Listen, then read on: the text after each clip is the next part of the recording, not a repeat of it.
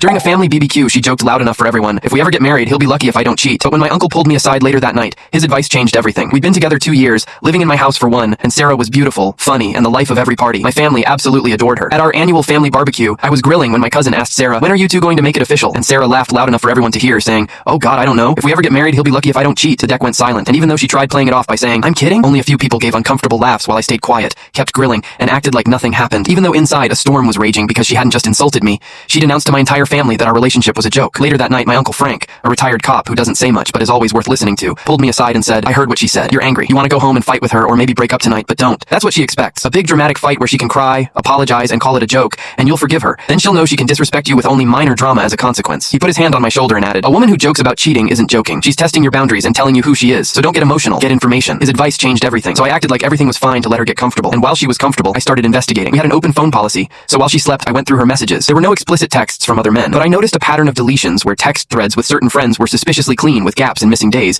and the goldmine was her group chat with 3 best friends called the Escape Committee, where they called me the Warden or Mr. Stable, complaining about my boring life. Then I found the conversation from the day before the barbecue. Her friend asked if she was ready to settle down with me, and Sarah's reply was, "God, no, but the setup is too good to leave right now. He's a great safety net while I figure out what I really want." And when another friend warned, "You've got to be careful, he's not dumb. What if he figures it out?" Sarah's response made my blood run cold. "He won't. He trusts me completely. I could probably cheat on him, and as long as I smiled and told him I loved him, he'd believe me. He's just lucky I haven't bothered yet." The barbecue joke wasn't a joke. It was her true feelings. So I took screenshots, saved them to a secure account, and 2 days later, when Sarah came home excited about her best friend's engagement party at a downtown hotel, I knew it was the perfect time for a big fancy party full of people she wanted to impress. I contacted the event planner, someone my construction company had worked with before, and told her I wanted to create a surprise slideshow for the couple to be played on the big screens during toasts, and I spent hours on the video. It started with innocent photos of the happy couple and their friends, including me and Sarah looking perfect together. But the last 30 seconds were different, featuring screenshots from her group chat scrolling slowly across the screen with romantic piano music. "He's a great safety net while I figure out what I really want. He trusts me completely, and he's just lucky I haven't bothered to cheat yet." The night of the party, Sarah was in her element, dragging me around like a well-behaved accessory, so I found the event planner and handed over the thumb drive, instructing her to play it right after the father's toast. An hour in, the toasts began, and as the groom finished his heartfelt tribute, the lights dimmed and the announcer said, "And now, a special surprise from a dear friend, a look back at some happy memories." The slideshow started, and Sarah squeezed my arm, smiling and saying, "This is so sweet." But as the first few minutes of perfect couple photos passed, her words appeared on 3 large screens around the room, and I felt her hand go rigid as her smile froze. "What is this?" she hissed, and as the next screenshot appeared, "He trusts me completely." A murmur spread through the room as people read the words, looking from the screens to Sarah. When the final screenshot appeared, "He's just lucky I haven't bothered to cheat yet," the room went completely silent, except for the piano music, which now sounded like a funeral dirge. Every single eye was on Sarah, and her face was pure, horrified disbelief, while her